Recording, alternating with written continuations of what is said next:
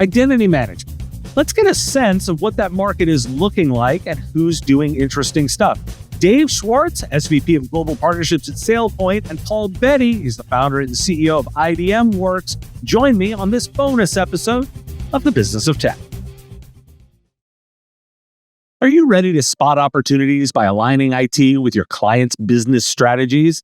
Get in Sync equips MSPs and IT professionals with the tools, methods, and training to deeply understand client strategies, ensuring IT investments directly support key business objectives for tangible outcomes. With Get in Sync, you gain critical insights that empower decisive actions, enhancing your competitive offering. This solidifies your role as a trusted advisor and supports your client's strategic needs, bringing greater success. Test your readiness to become a certified Get in Sync trusted business advisor with our free online assessment. Accept the challenge and discover if you have what it takes to become an indispensable strategic partner for your clients. Begin your journey with Get in Sync. Visit getinsync.ca/MSP Radio to learn more. Well, Paul, Dave, thanks for joining me today. Thanks very much for having us. Yeah, happy to be here. So, Paul, I'm going to start with you. Talk to me about what the identity problem you were focused on solving for customers that really started this. So look, what happened, I think, is that folks were confused in the market. They didn't know where to go, what to do, and how to do it. Basically, they had too many username passwords. They had timeliness of access issues, whether it was adding them to systems, changing them around when they change jobs or leaving systems. And they just didn't know where to go as organizations. And that's where we came in and really advised and guided folks towards the SailPoint products suite and the MSP program. So help me, I'm going to follow up there, Paul, get a little bit more concrete with me for what the problem is. Because there's a certain element of saying, like, look, just customer identity is just a thing, right? Like, how can we make this better? What's the pain point that the customer was complaining about? The pain point typically is timeliness of access and removal of access, because that's the first thing that auditors are looking at in an organization is when somebody leaves an organization, did you remove their access in a timely fashion or not? Gotcha. So Dave, when SailPoint was putting together their partner program and the way they've engaged, what do you consider really the unique value of what you're offering in this case? Yeah, so if you think about our partner program, a lot of partner programs out there are aimed at the benefit of the partner, and that's really where they try to add value to the partner. How do they make money out of it? What's the value? When we've rebuilt our partner program, it's really what's the value to our end customers? How do we make sure our end customer gets the best benefit in working with our partners they possibly can? So it's a slightly different take on the value proposition, and that's how we built out our partner program from this side. Now, Paul, I'm sure you've got a particular kind of case study that you think about. Walk me through a particular customer example where you've been really successful here. Right. So there's a healthcare organization that we did some work for, and they were struggling deploying the solution in its entirety and didn't know where to start. So what our process is to come in and do an advisory engagement to take a look at people, process, and technology and give them a roadmap. And what we were able to do is take their legacy on-prem SailPoint solution, host it for them in the cloud, and then also add on the SailPoint ISC, Identity Security Cloud, which is the SaaS solution, and bring those solutions together with identity proofing to allow them to be able to onboard folks in a timely fashion. So they went from 3 to 4 weeks to days and hours, like very, very quick. They also were able to allow for auto enrollment. So folks would come in, enter their own information, go through a series of checks where they would hold their driver's license up to the screen and it would validate that driver's license against public databases and then actually allow them to self and auto enroll. They had, I would say these particular problems caused them to actually slow their revenue growth. They weren't able to commoditize and bring in those folks in a timely fashion to put them in healthcare facilities to then realize the revenue on those folks. So we helped them turn all of that around in a very timely fashion. Okay, so now in order to give some context for listeners, so Yes. I'm going to get baseline your organization. Give me some of the numbers, revenue, staff. Like, give me a sense of who your organization is. Sure. We're about 150 people. We're in US and India, and we typically are supporting our customers on a 24/7 basis. In terms of revenue, we're obviously a private company. We don't share those numbers, but our typical customer is somewhere in the Fortune 5,000. Okay, gotcha. So you're paid in a case of beer, because if no one gives me a number, you're paid in a case of beer. I replace I it with wish. that. As we call in Canada, a 2-4, which is a 24 case of beer. Yes. Fair. I always replace when people won't give me a number. I just say case of beer, and then now put it in perspective. I love it. So what I want to actually then translate is give me a sense then of who buyers for this are, because my instinct was this isn't for everyone. There's got to be there's a threshold of size and complexity where an identity solution makes sense. Where do you put that at? It's a multifaceted answer, unfortunately, Dave. It's not easy. The internal use case is typically around 1,500 employees or more. And that's the complexity that we typically see. And that's the buyer, that persona that we usually see. However, there are cases where they have a few employees, like 100, but they have millions of consumers. They're also a customer for us and for the solution. Mm-hmm. And Dave, talk to me for when you look at your partner base, like is how much wider is it than that? I mean, I'm guessing you're not recruiting single $1 million MSPs with 10 employees that are serving the true SMB. Give me a sense of the range of who you're targeting. Yeah, if you look at our MSP program that we announced, it's really targeted at the mid-enterprise and above. We're not really going after the SMB space with our MSP partner community.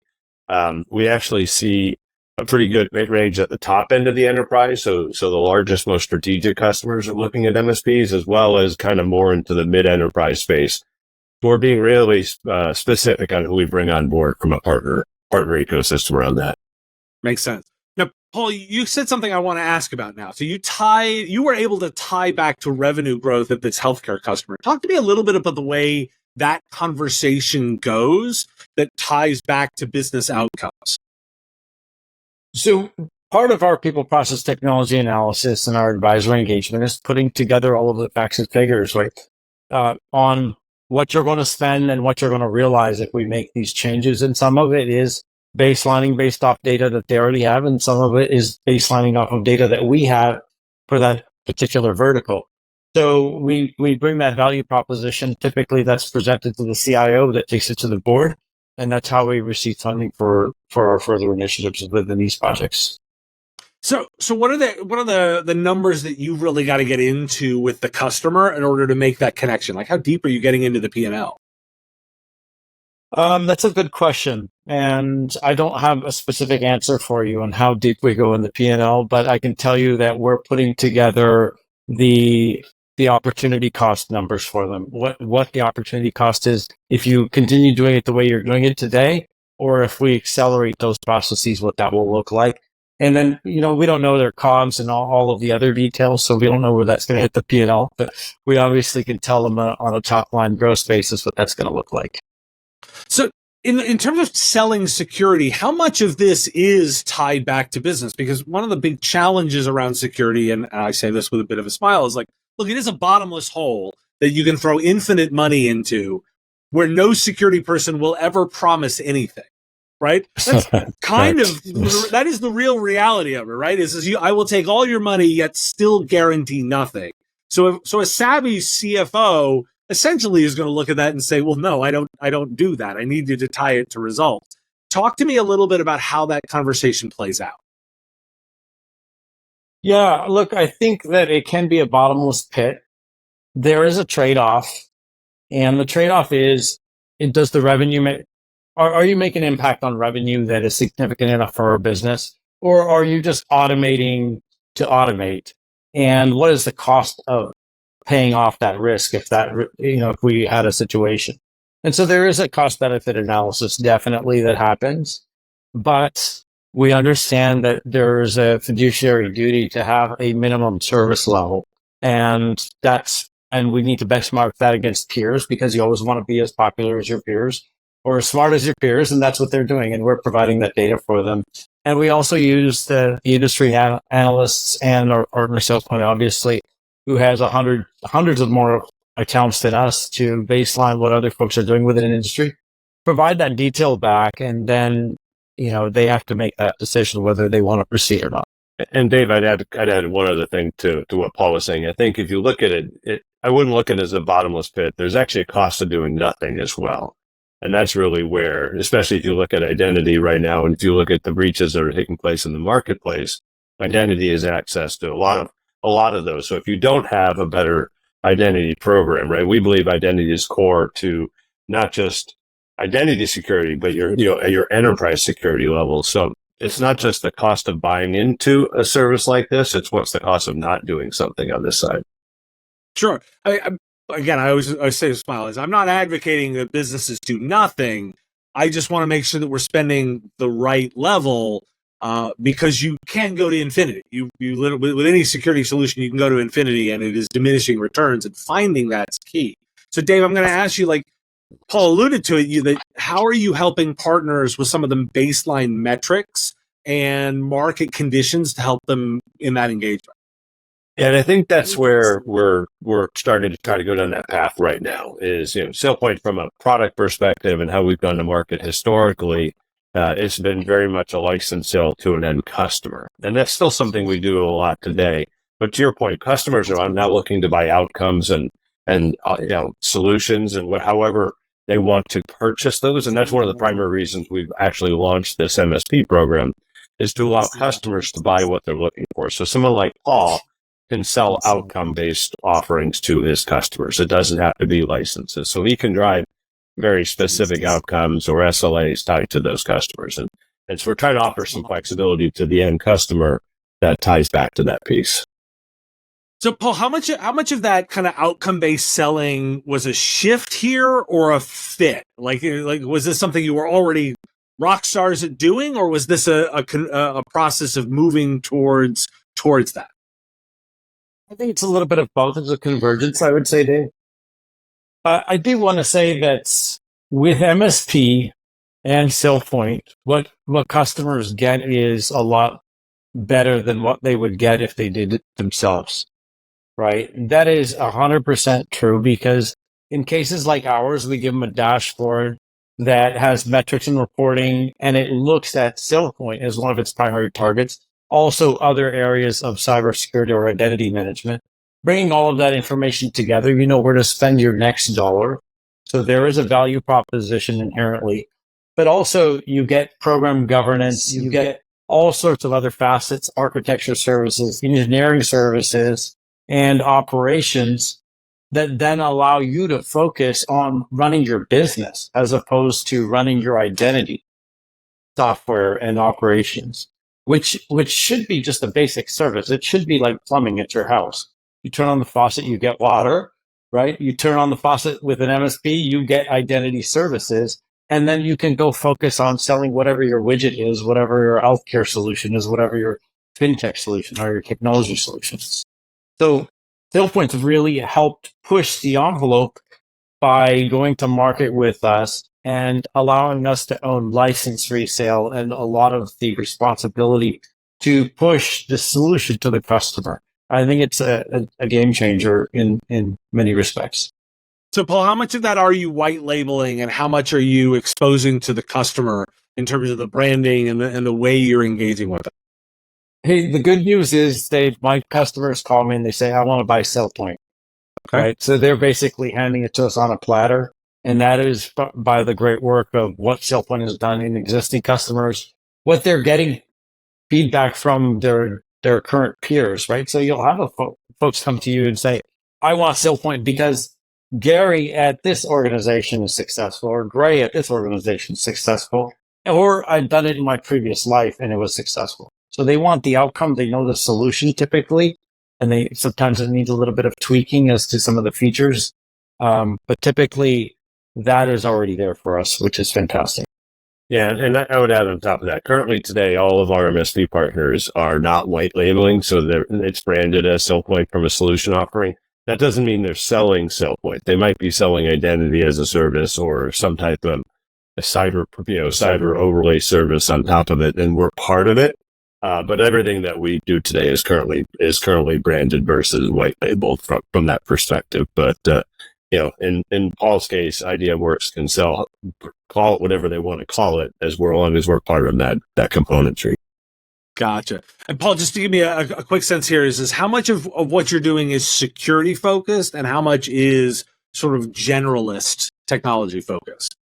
100% of what we do is security focused. Okay. In identity, in the identity space.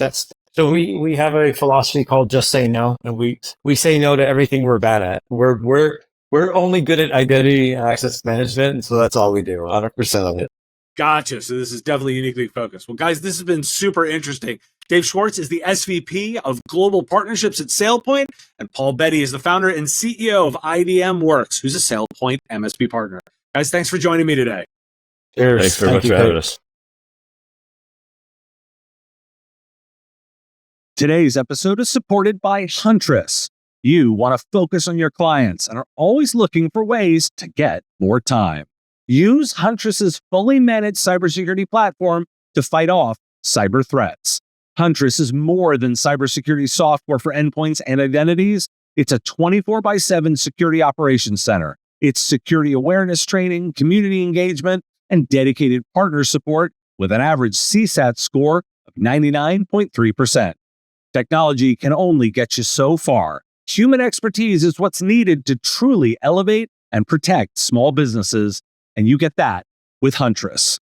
Secure your clients and help them thrive with the #1 rated EDR for SMBs on G2. Visit huntress.com/MSP radio to find out more. The Business of Tech is written and produced by me, Dave Sobel, under ethics guidelines posted at businessof.tech. If you like the content, please make sure to hit that like button and follow or subscribe. It's free and easy and the best way to support the show and help us grow. You can also check out our Patreon, where you can join the Business of Tech community at patreon.com/MSP radio, or buy our Why Do We Care merch at businessof.tech. Finally, if you're interested in advertising on the show, visit mspradio.com/engage. Once again, thanks for listening to me, and I will talk to you again on our next episode of The Business of Tech. Part of the MSP Radio Network.